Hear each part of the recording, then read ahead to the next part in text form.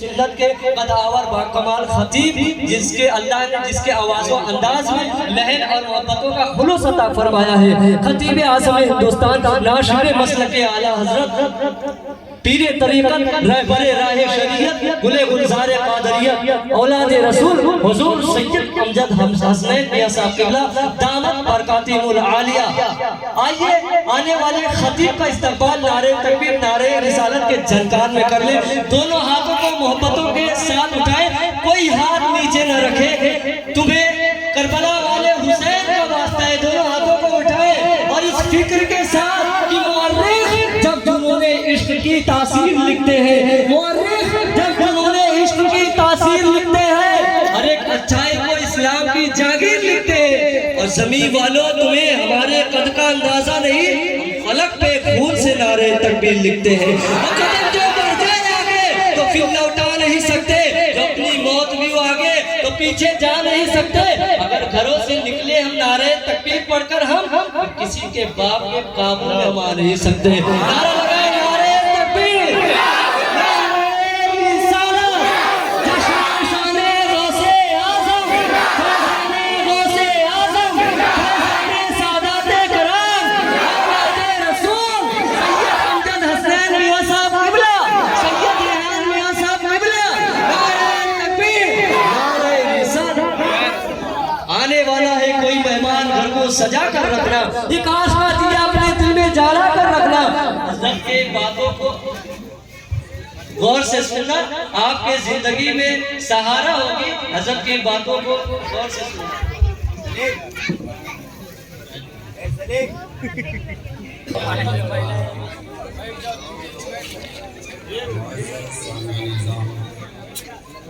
السلام علیکم وعلیکم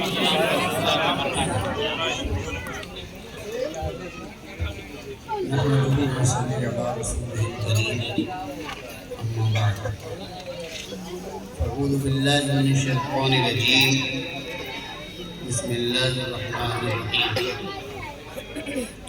تتجافى جنوبهم عن المضاجع يدعون ربهم خوفا وطمعا مما رزقناهم ينفقون آمنت بالله ورسوله وصدق الله العظيم وصدق رسوله النبي الأمين المبين المتين الكريم نحن على ذلك لمن الشاهدين والشاكرين والحمد لله رب العالمين۔ نہایت ہی عقیدت و ادب و احترام کے ساتھ بارگاہ مصطفیٰ جان رحمت، شمع بزم ہدایت، نو بہار جنت، کنز نعمت، ختم دور رسالت، انیس الغربیین، مراد المشتاقین، طٰہٰ و یاسین، شفیع المذنبین، رحمت للعالمین، احمد مصطفیٰ محمد مصطفیٰ صلی اللہ تعالی وسلم کی بارگاہ عالیہ میں درود و سلام کا خراج عقیدت پیش کریں۔ پڑھیں اللہم صلی علی سیدنا شفیعنا نبینا مولانا محمد معدن الجود والکرم وعلی آلہ وبارک وسلم صلاۃ و سلاما علیک یا رسول اللہ صلی اللہ تعالی علیہ وسلم۔ لائق مبارکباد آپ تمامی حضرات ہیں کہ آپ نے صرف اپنے ہی نہیں بلکہ تمام اولیاء کرام کے پیشوا و مقتدا سیدی سرکار غوث العظم پیر پیراں میر میراں شاہ جینا الشیخ محی الدین عبد القادر جیلانی کی بارگاہ عقیدت میں خراج عقیدت پیش کرنے کے لیے محفل کا انعقاد کیا۔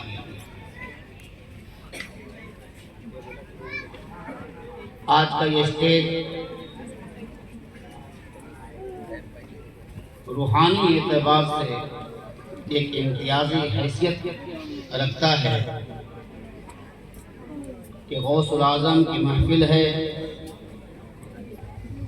اور اس میں اولاد غوث اعظم تشریف رکھتے ہیں۔ آپ دیکھ رہے ہیں کہ حضرت علامہ مولانا سید ریحان میاں صاحب قبلہ تشریف رکھتے ہیں۔ اس اسٹیج پر ایک بہترین خطیب مقرر حضرت علامہ مولانا اسرائیل صاحب قبلہ، جنہیں آپ اچھی طریقے سے جانتے، پہچانتے اور سنتے رہتے ہیں، و دیگر علماء کرام، یوں سمجھیں کہ خانہ تمام آفتاب شد، یہاں جو ہے سب اپنے آپ میں ایک آفتاب کے مانند ہے، جو روشن ہے اور تابندہ۔ وقت کافی ہو چکا ہے، آپ بارگاہ غوث الاعظم میں چند شعر سنیں کہ چہرہ تمہارا نورانی، چہرہ تمہارا نورانی، یا عبد القادر جیلانی،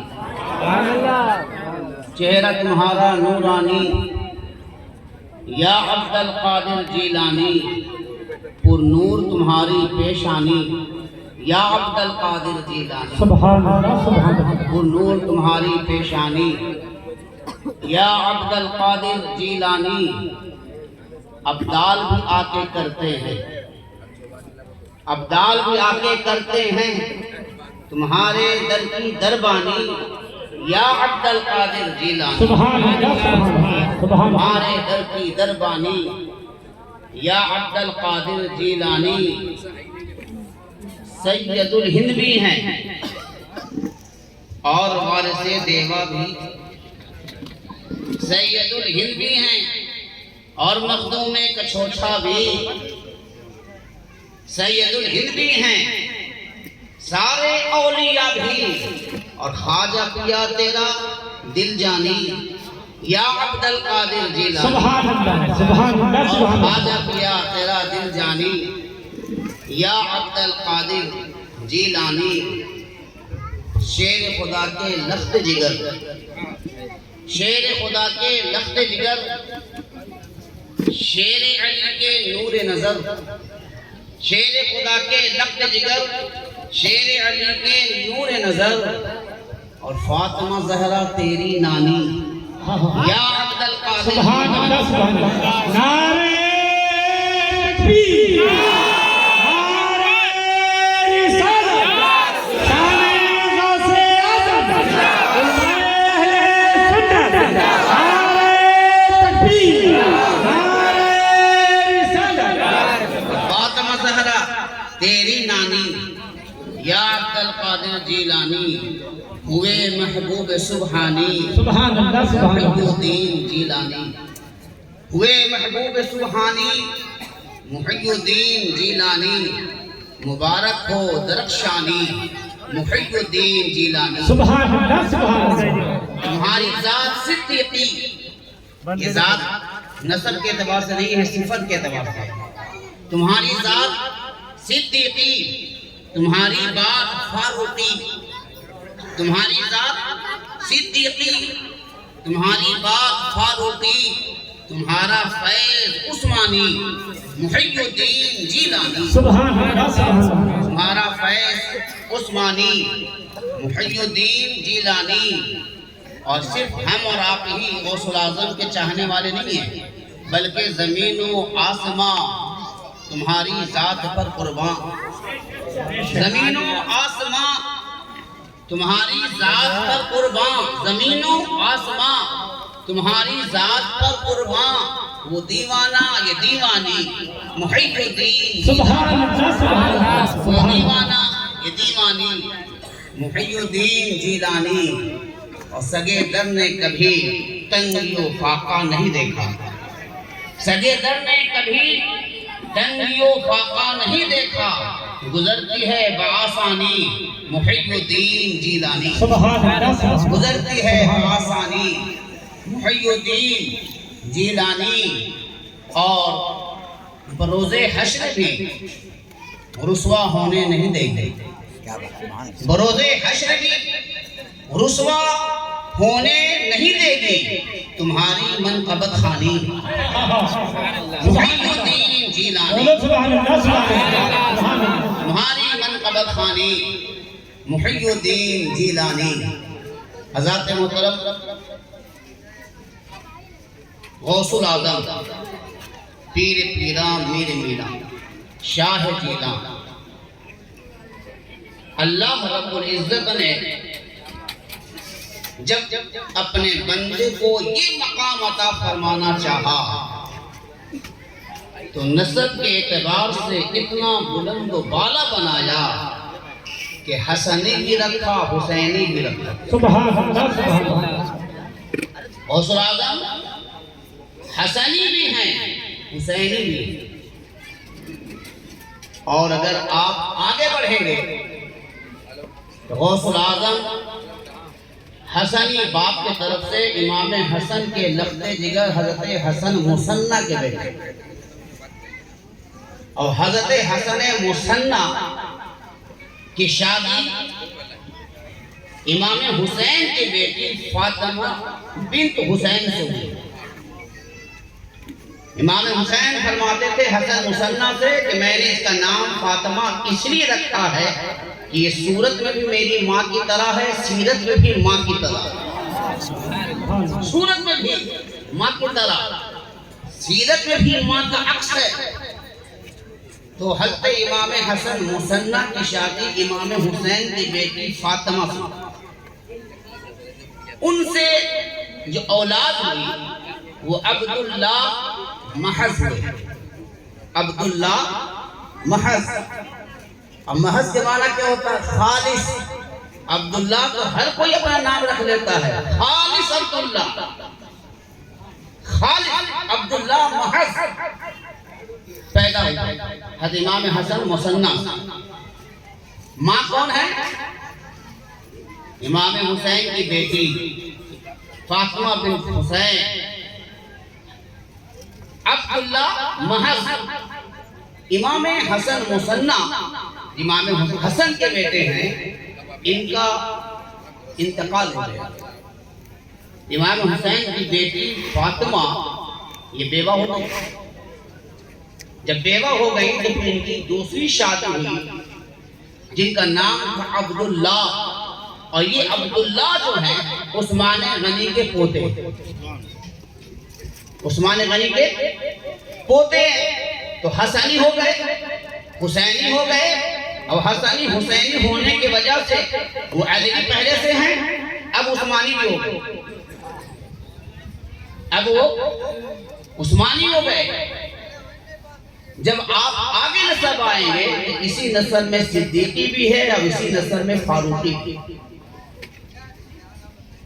پتہ کیا چلا کہ جب اللہ تبارک و تعالیٰ کسی کو عطا فرمانا چاہتا ہے تو ہر لحاظ سے اسے اتنا عطا فرما دیتا ہے کہ چاروں طرف سے فیض ہی فیض ہے غوث العظم کی وہ ذات ہے کہ وہ ولی بن ولی اور جتنا بن لگاتے جائیے گا ولایت اور مرتبہ اور بڑھتا چلا جائے گا سبحان اللہ سبحان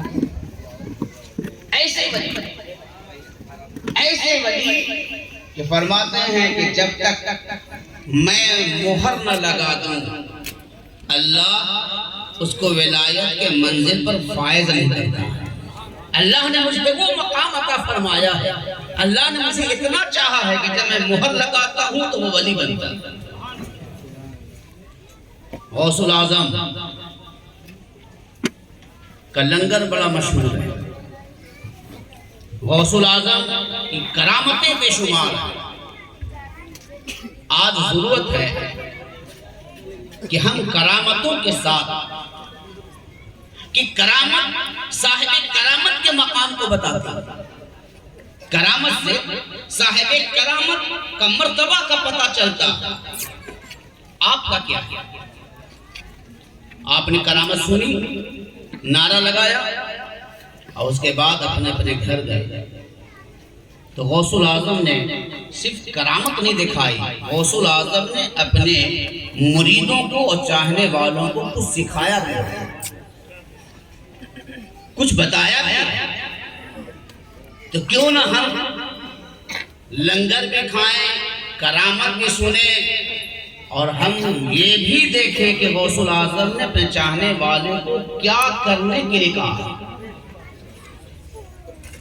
غوث الاعظم فرماتے ہیں کہ لوگوں، اگر تمہیں کامل مومن بننا ہے تو تمہیں اپنے اوپر 10 خصلتیں واجب کرنی ہوں گی، 10 خصلتیں اپنے اوپر لازم کرنی ہوں گی۔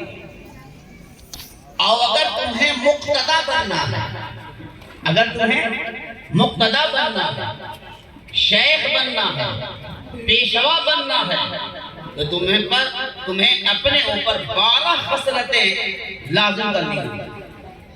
مومن بننے کے لیے 10 خصلتیں، اور شیخ بننے کے لیے، پیر بننے کے لیے، مقتدا بننے کے لیے، پیشوا بننے کے لیے 12 خصلتیں اس میں ہونا ضروری، تب جا کر وہ شیخ کامل ہوگا۔ اور مومن بننے کے لیے 10 خصلتیں جب شامل ہوں گی تب آپ مومن کامل ہوں گے۔ تو کیا ہم اور آپ کو نہیں چاہیے کہ ہم لنگر کے ساتھ ساتھ خصلت بھی اپنے اوپر ڈالیں، لنگر کے ساتھ ساتھ اس پر عمل بھی کریں کہ غوث الاعظم نے کیا کرنے کے لیے کہا۔ غوث الاعظم فرماتے ہیں کہ ورع اپنے اوپر لازم کرو، اور ورع کے بعد میں غو پر نصب بھی ڈالا ہے، بعد میں کسرہ کے ساتھ ورع بھی پڑھا۔ فرماتے ہیں کہ ورع توقف ہے، رک جانا ہر امر میں، جب تک کہ حکم صادر نہ ہو جائے کہ شریعت اس بارے میں کیا کہتی ہے۔ توقف، رک جائیں، کسی بھی کام پر آپ رکے، توقف کریں اور دیکھیں کہ اس پر شریعت کا حکم کیا ہے، کرنے کا حکم ہے یا رکنے کا حکم ہے۔ اگر کرنے کا حکم ہے تو کرے، اور رکنے کا حکم ہے تو رک جائے۔ پھر فرماتے ہیں کہ اس کی 3 قسمیں ہیں، اس کی 3 قسمیں ہیں۔ عوام کا ورع یہ ہے کہ وہ حرام اور مشتبہ چیز سے بچ جائے۔ خواص کا ورع یہ ہے کہ وہ خواہشات نفسانی سے اپنے آپ کو بچا لے، اور اخص الخواص کا ورع یہ ہے کہ وہ ہر طرح کے سوچ و فکر ما سے وہ اللہ کے حکم کے ہر چیز سے کنارہ کش کرے، اپنے آپ کو کنارہ کرے۔ پھر فرماتے ہیں کہ پھر اس کی 2 قسمیں بنیں گی، ایک ورع ظاہری، ایک ورع باطنی۔ ظاہری ورع یہ ہے کہ اللہ تعالیٰ کے سوا اپنی ذات کو داخل نہ کرے، اللہ تعالیٰ کی ذات کے سوا اپنے علم کو، عقل کو اس میں دخل اندازی نہ دے۔ معنی کیا ہوا کہ اللہ تبارک و تعالی بارش برسا رہا اور آپ کے گھر میں شادی ہے، تو آپ چاہتے ہیں کہ بارش نہ ہو۔ کیوں آپ چاہتے ہیں؟ یہ خیال کیوں آ گیا؟ جس رب کو آپ مان رہے ہیں، وہ رب بارش برسا رہا ہے، اور آپ کے گھر میں چھوٹا سا پروگرام اور چاہتے ہیں بارش نہ ہو۔ کہتے ہیں کہ یہ نہیں ہونا چاہیے، بلکہ یہ ہونا چاہیے کہ اگر تیری مرضی ہے تو چاہے بارش برسا، چاہے طوفان چلا، چاہے تیری مرضی تو جو چاہے وہ کر، اپنے ذات کا دخل نہ۔ اور ورائے باطنی یہ ہے، ورائے باطنی یہ ہے کہ اللہ تعالیٰ کے احکام اور اس کے حکم پر اپنے آپ کو، اپنا قلب جو ہے، دل ہے، وہ اس کسی طرف اللہ کے سوا کسی طرف رجوع نہ کرے، قلب کی طرف رجوع نہ کرے۔ معنی یہ ہوا کہ جو ہوا ہے وہ اللہ تعالیٰ کی طرف سے ہوا ہے، اللہ تعالیٰ کی طرف سے ہوا ہے۔ ابھی ہمارا مسئلہ کیا ہو گیا ہے کہ آپ کاروبار کرتے ہیں، نہیں چلا تو کسی نے کر دیا، نہیں چلا تو کسی نے کر دیا، نظر لگا دی ہے، اور بابا بھی ایسے ایسے ہیں کہ ہاں اپنے ہی نے کیا ہوگا۔ یہ کامل مومن کی پہچان نہیں ہے۔ غوث العظم وہ ہیں جو لنگر کھلاتے ہیں تو بہترین لنگر کھلاتے ہیں، توشہ کھلاتے ہیں تو بہترین توشہ کھلاتے ہیں، لیکن اپنا مرید بھی بناتے ہیں تو بہترین مرید بنانا چاہتے ہیں، کامل مومن بنانا چاہتے ہیں۔ تو اگر نہ چلا تو کسی نے کر دیا۔ اب بعض لوگ تو یہ کہتے ہیں کہ بندش ہو گئی، کسی نے بندش کر دی ہے۔ یہ بندش کا کیا معنی ہے؟ بندش کا پھر اس کے بعد اور مسئلہ ہے کہ بندش کھولنے والے بھی دنیا میں ہیں کہ بندش ہو گئی ہے تو ہم کھولیں گے۔ 11,000 21,000 روپے سے بندش کھل بھی جاتی ہے۔ آپ کو میں یہ بتانا چاہتا ہوں کہ اسلام میں بندش کا تو تصور نہیں ہے۔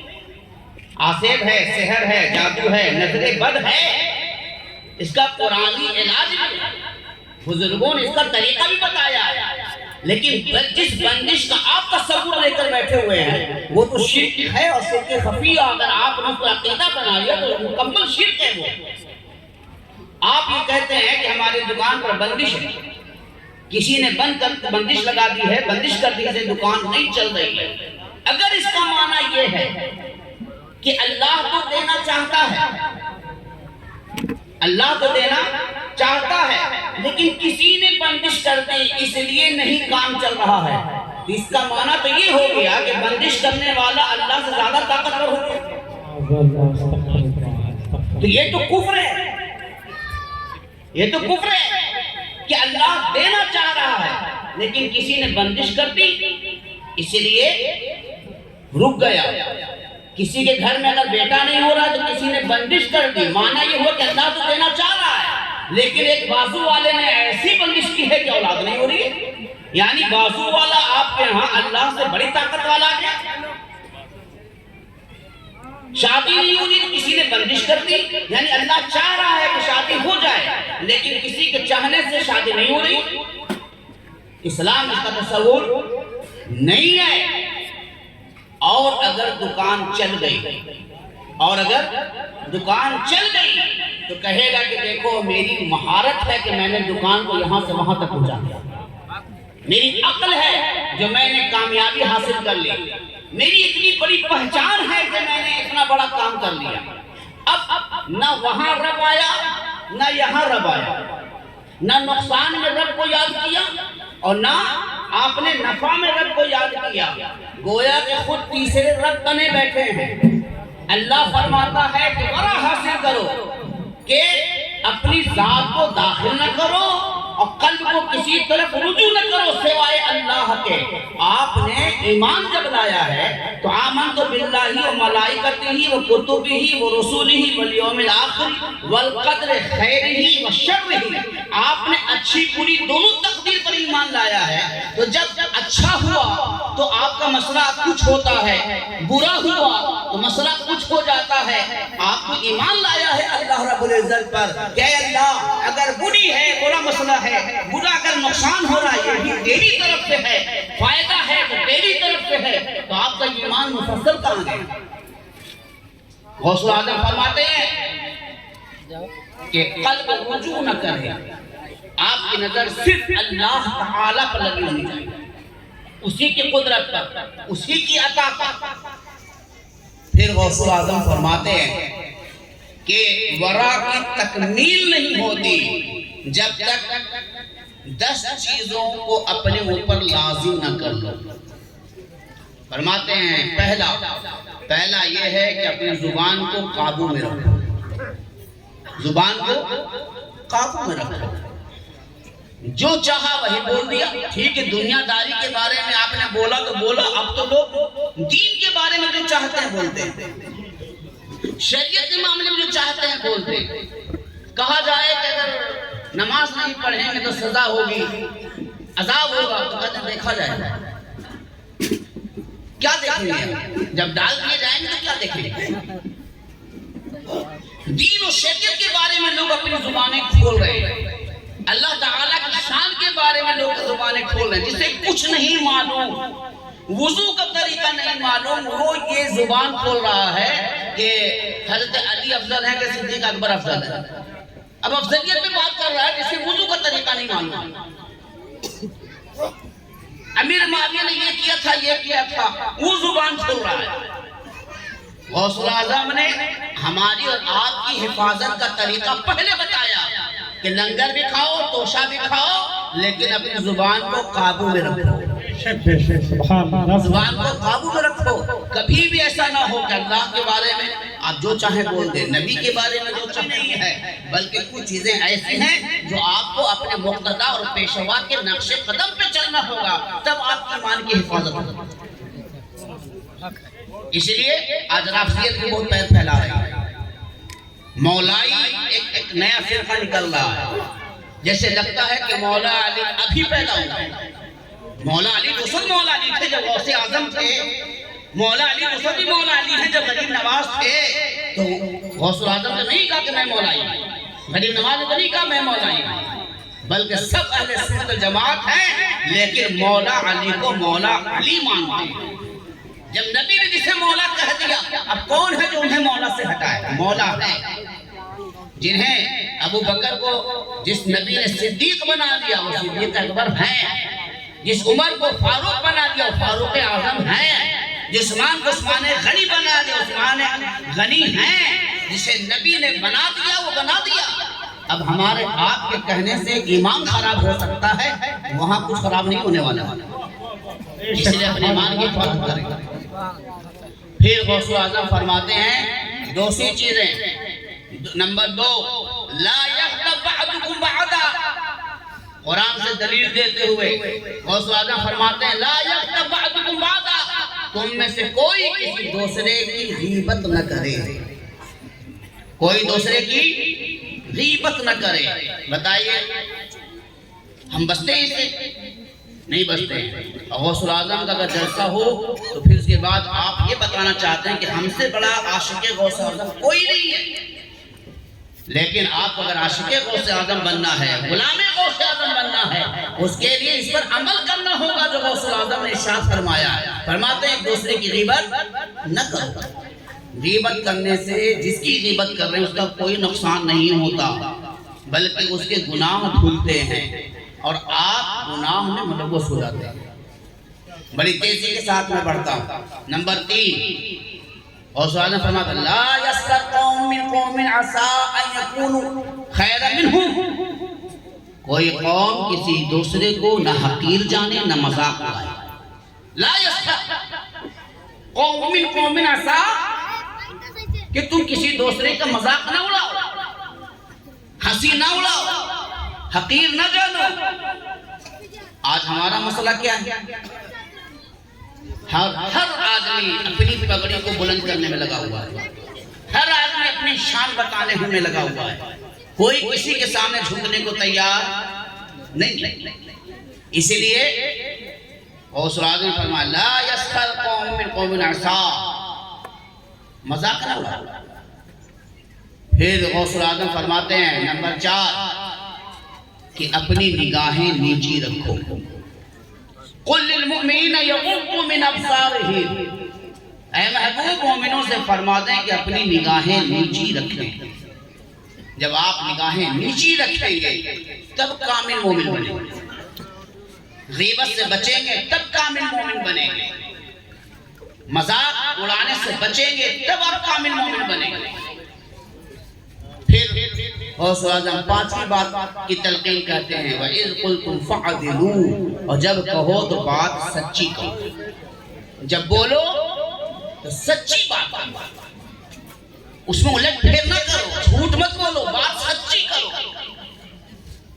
راست گوئی اور راستی دونوں حاصل کرو. راست گوئی الگ چیز ہے اور راستی الگ چیز ہے. راست گوئی سچ بولنا یہ ایک صفت ہے، اور ایک ہے راستی سچ بولنا، یہ الگ صفت ہے. کبھی کبھی ایسا ہوتا ہے کہ آدمی سچ ہوتا تو نہیں ہے لیکن سچ بول دیتا ہے. سچ ہوتا نہیں ہے لیکن سچ بول دیتا ہے کسی وجہ سے. تو آپ سچ بولیے لیکن پہلے سچ بن جائیے، یعنی اندر سے آپ سچے ہوں، دل سے آپ سچے ہوں، دل سے آپ سچے ہوں۔ پھر غوث اعظم فرماتے ہیں کہ بل اللہ یمن علیکم ہداکم للایمان، کہ جو اللہ تمہیں انعام عطا فرماتا ہے، جو تمہیں نعمتیں عطا فرماتا ہے، اس پر تم شکر بجا لاؤ۔ غوث اعظم فرماتے ہیں اگر ایسا نہیں کرو گے تو تم تکبر کرنے والے ہو جاؤ گے، تم غرور کرنے والے ہو جاؤ گے۔ غوث اعظم فرماتے ہیں کہ کیا تم پر یہ احسان کم ہے؟ بل اللہ یمن علیکم ہداکم ایمان، بلکہ تم پر تو اللہ کا یہ بھی احسان ہے کہ اللہ نے تمہیں ایمان عطا فرمایا ہے، تم مومن ہو، تم ایمان والے ہو۔ اللہ کا کتنا بڑا احسان ہے۔ اگر تم انعامات الہیہ پر شکر نہیں بجا لاؤ گے تو تم غرور کرنے والے ہو جاؤ گے، تکبر کرنے والے ہو جاؤ گے۔ پھر غوث اعظم فرماتے ہیں کہ والذی اذا انفقوا لم یسرفوا ولم یقتروا، کہ جو کامل ایمان والے ہوتے ہیں وہ اپنے مال کو معصیت میں، گناہوں میں خرچ نہیں کرتے ہیں بلکہ اللہ کے راہ میں خرچ کرتے ہیں۔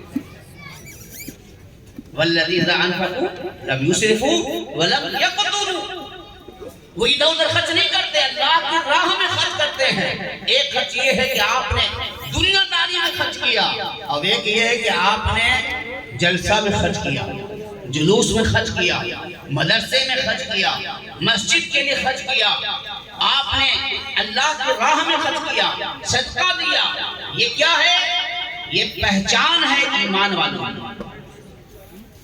ایمان والوں کی پہچان صرف ہم لوگوں نے اپنا الگ بنا لیا ہے کہ ٹوپی و داڑھی کرتا پاجامہ ہے وہ مسلمان، لیکن غوث اعظم تو پہچان الگ بتا رہے ہیں، یہ پہچان کی لسٹ بتا رہے ہیں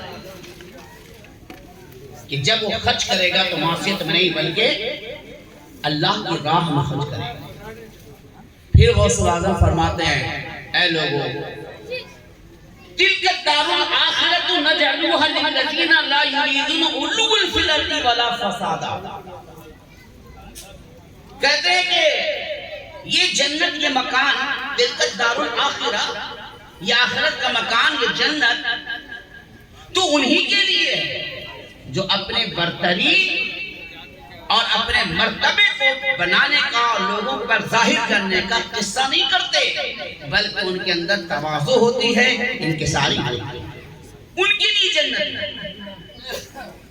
غوث اعظم 9 نمبر میں فرماتے ہیں کہ لوگوں، کامل مومن ہونے کے لیے تمہیں 5 وقت کی نماز متعینہ وقت پر پڑھنی ہے۔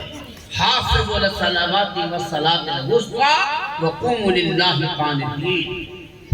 اور 10ویں صفت یہ بتائی ان ھذا صراطی مستقیما فاتبعوہ، کہ اللہ فرماتا ہے کہ یہ دین، یہ اسلام میرا سیدھا راستہ ہے، یہ سیدھا راستہ ہے۔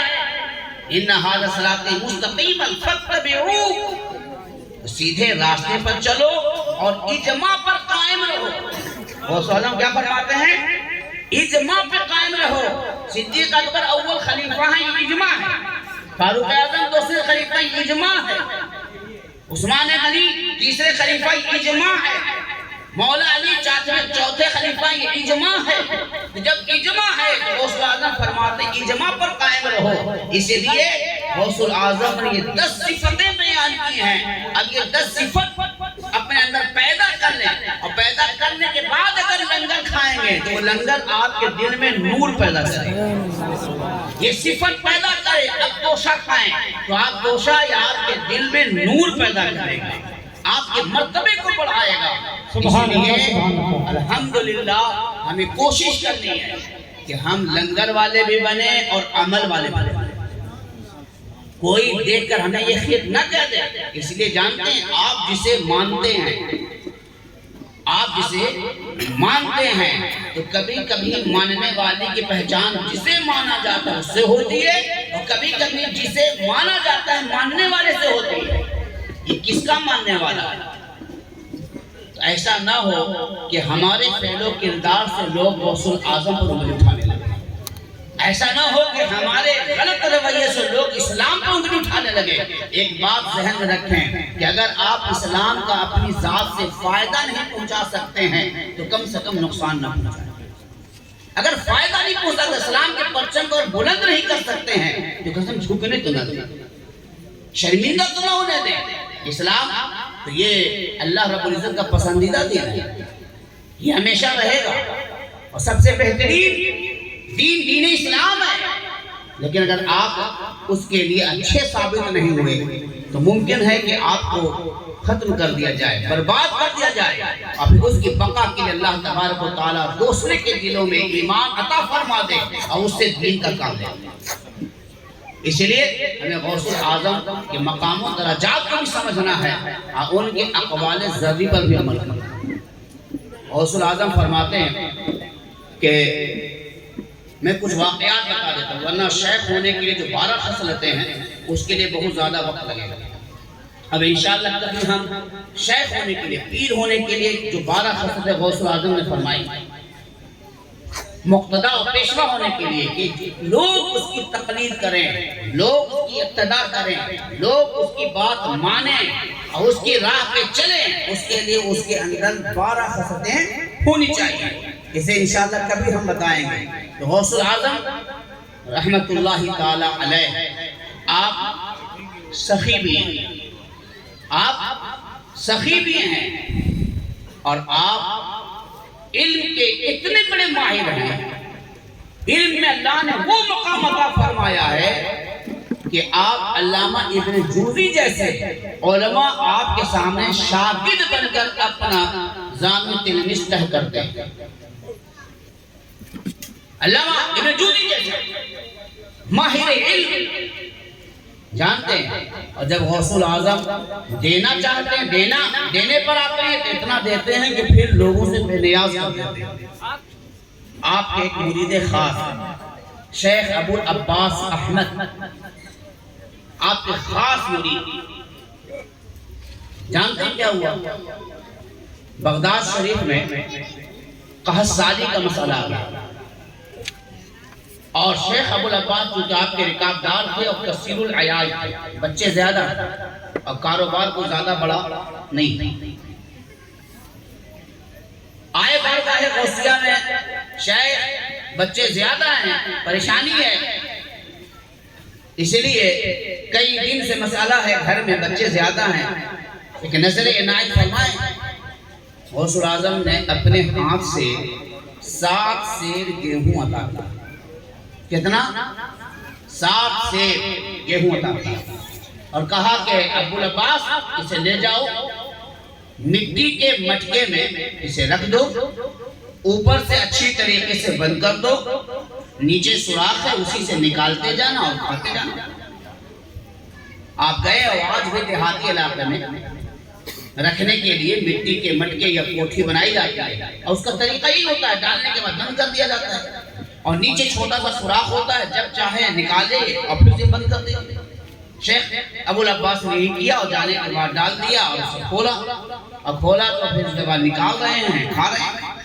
7 دن گزر گئے، 10 دن گزر گئے، 20 دن گزر گئے، مہینہ گزر گیا لیکن نکل رہا، مہینہ گزر گیا لیکن نکل رہا ہے۔ شیخ ابو العباس کے ذہن میں بات آئی کہ میں نے جو ڈالا ہے وہ 7 دن سے زیادہ کا نہیں ہے، 5-7 دن سے زیادہ کا نہیں ہے، 10 دن سے زیادہ کا نہیں ہو سکتا، یہ تو مہینہ ہو گیا نکل رہا ہے۔ شیخ ابو العباس فرماتے ہیں کہ میں نے جب اس پر غور کیا تو بات سمجھ میں آ گئی کہ میرے شیخ نے نہیں کہا ہے کہ لے جاؤ اور کھا جاؤ، میرے شیخ نے یہ نہیں کہا لے جاؤ اور کھا جاؤ، بلکہ کہا نکالتے جانا کھاتے جانا، مطلب ہوا اب نکلتا ہی جائے گا اور ہم کھاتے ہی جائیں گے، اب یہ ختم ہونے والا نہیں ہے۔ اسی لیے تو اعلیٰ حضرت فرماتے ہیں واہ کیا مرتبہ ہے غوث سے بالا تیرا، اونچے اونچوں کے سروں سے قدم اعلیٰ تیرا، سر بھلا کیا کوئی جانے کہ ہے کیسا تیرا، اولیاء ملتے آنکھیں وہ ہے تلوہ تیرا۔ تکبیر، نعرے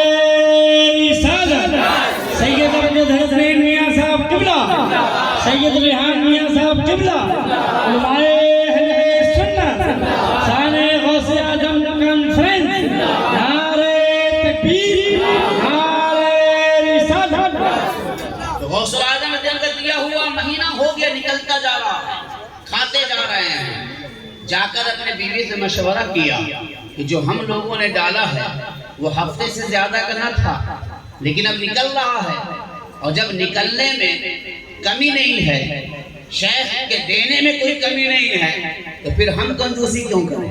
اس لیے آج سے گھر میں دیگچی نہیں چڑھے گی، اب دیگ چڑھے گا۔ جب دینے والے نے اتنا دیا ہے وہ کم نہیں ہو رہا ہے، تو پھر صرف ہم کیوں کھائیں؟ پورا بغداد کھائے گا۔ جا کر مدرسے میں اعلان کر دیا بچوں ہمارے ہاں کھانا کھانا ہے۔ مسافر خانے میں اعلان کر دیا کہ مسافروں آپ ہمارے ہاں، میرے ہاں دعوت ہے، ہمارے ہاں کھانا ہے۔ یتیموں کو، مسکینوں کو، سب کو اعلان کر دیا جس کے گھر میں کھانا نہ ہو، لنگر غوثیہ چل رہا ہے، آئے اور لنگر غوثیہ کھاتا چلا جائے۔ اب کیا تھا؟ اب نکالا جا رہا ہے، گیہوں کو پیسا جا رہا ہے، روٹیاں بنتی جا رہی ہیں، لوگوں میں تقسیم ہوتا جا رہا ہے۔ جانتے ہیں مہینہ کی بات نہیں ہے، سال گزر گیا اور لنگر چل رہا ہے۔ 2 سال گزرا، لنگر چل رہا ہے، یہاں تک کہ 7 سال ہو گیا اور لنگر چل رہا ہے۔ 7 سال ہو گیا لنگر چل رہا ہے۔ آج لوگ کہتے ہیں یہ سنی لوگ خالی لنگر کی بات کرتے ہیں۔ ارے ہمیں غوث الاعظم نے دیا ہے تو پھر بات دوسرا کیسے کرے گا؟ غوث الاعظم نے ہمیں دیا ہے تو تم بات کیسے کرو گے؟ جسے ملے گا وہ بات کرے گا۔ الحمدللہ آج غوث الاعظم کا لنگر کا عالم یہ ہے۔ اور آپ جانتے ہیں غوث الاعظم کے لنگر کی ایک صفت یہ بھی ہے، اگر کسی پر خبیث ہو اور اسے آپ غوث الاعظم کا لنگر کھلائیے، غوث الاعظم کا نیاز کر کے کھلائیے، وہ خبیث والا نہیں کھائے گا، وہ خبیث والا نہیں کھائے گا۔ وہ کہے گا ہمیں تم زہر دے رہے ہو، ہمیں تم مارنا چاہتے ہو، وہ لاکھ کوشش کیجیے نہیں کھائے گا۔ تو یہاں سے ایک مسئلہ تو معلوم ہو گیا کہ خبیث لنگر نہیں کھاتے، لیکن یاد رکھیں کہ اگر کسی خبیث جس پر ہے وہ لنگر کھا رہا ہے، غوث الاعظم کے فاتحہ کا نیاز آپ کھلا رہے ہیں، تو یاد رکھیں وہ کھانا اب وہ مریض کھا رہی ہے یا مریض کھا رہا ہے، وہ خبیث نہیں کھا سکتا ہے۔ ہوگا کیا؟ وہ آہستہ آہستہ کمزور ہو جائے گا۔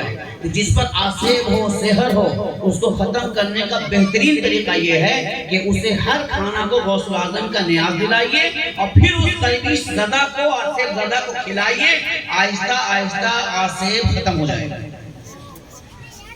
آہستہ آہستہ آسیب ختم ہو جائے گا۔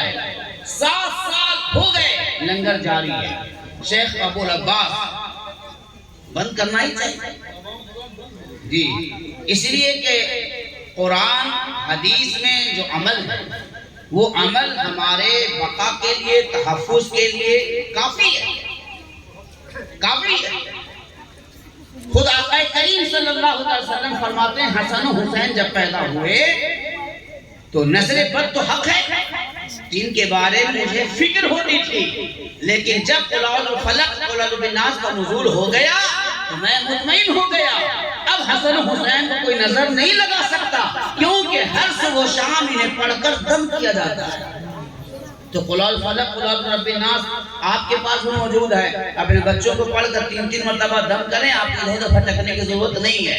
صحیح سے نہیں پڑھ پاتے ہیں تو اپنے علماء کرام سے، ائمہ حضرات سے، حفاظ کرام سے پڑھوائیں، باباؤں کے پاس جانے کی ضرورت نہیں ہے۔ بات سمجھتے ہیں؟ قرآنی عمل پر آئی، قرآن میں علاج ہے، وَنُنَزِّلُ مِنَ الْقُرْآنِ مَا هُوَ شِفَاءٌ وَرَحْمَةٌ لِّلْمُؤْمِنِينَ۔ اگر آپ کو پتہ نہ چلے علماء کرام سے پوچھ لیجئے، وہ طریقہ بتا دیں۔ 7 سال ہو گئے۔ شیخ ابو العباس فرماتے ہیں کہ میں کسی قافلے میں آگے چلا گیا، جب وہاں سے واپس آیا تو کیا دیکھا کہ مجمع نہیں ہے، غربا نہیں ہے، دیگ نہیں ہے، کھانا نہیں بچ رہا ہے۔ گئے اور جانے کے بعد اپنے بیوی سے کہا کہ کیا بات ہے، وہ لنگر کیا ہوا؟ کہا کہ وہ تو آج ہی ختم ہو گیا۔ کہا کیسے ختم ہوا؟ کہا کہ میرے دل میں خیال آیا جب آپ چلے گئے کہ ذرا دیکھیں کہ اس میں کیا ہے، کتنا ہے۔ جب میں نے کھول کر دیکھا تو دیکھا کہ جتنا ڈالا تھا اتنا ہے، جتنا ڈالا تھا اتنا ہے، لیکن 7 دن کے بعد ہی ختم ہو گیا۔ شیخ ابو العباس دوڑے ہوئے بارگاہ غوثیہ میں گئے، عرض کرتے ہیں شیخ جو آپ نے عطا فرمایا تھا 7 سال سے ہم کھا بھی رہے ہیں اور غربا مساکین کو کھلا بھی رہے ہیں، لیکن شیخ وہ ختم ہو گیا۔ غوث اعظم فرماتے ہیں کیا میں نے نہیں منع کیا تھا کہ دیکھنا مت، بلکہ نکالتے جانا اور کھاتے جانا، سبحان اللہ نکالتے جانا کھاتے جانا۔ یقینی کسی نے دیکھا ہوگا، عرض کرتے ہیں حضور میری بیوی نے دیکھ لیا اور سوچا کہ نہ جانے اس میں ابھی کتنا بچا ہے۔ تو غوث اعظم فرماتے ہیں کہ ابو العباس تمہیں اس بات پہ تعجب ہے کہ 7 سال تک کیسے 7 سیر چلا؟ سنو، اگر تمہاری بیوی کھول کر نہ دیکھتی تو 7 سال پر تعجب نہ کرو، تمہاری 7 نسلیں کھاتی رہتی لیکن ختم نہیں ہوتی۔ نعرہ تکبیر